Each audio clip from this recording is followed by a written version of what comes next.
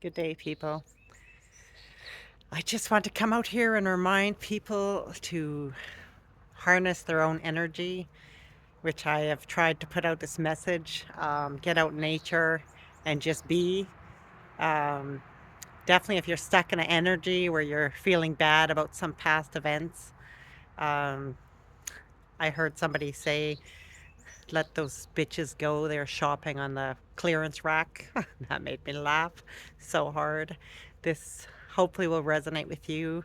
Um, Make you realize how special you are, and get out there, embrace yourself, look at the beauty in you. Just take 1 second and just put deep all your love into yourself, because you are worth it. You are much more beautiful. um, you're more worth it than all that stuff that went by. It's definitely time to let that go and embrace yourself. Get out. This is springtime. I don't know if you probably definitely can't hear it. The bees in this tree are incredible. It's just a total hum with life. And I'm kind of in the shade here, so there's not a lot. Where are they?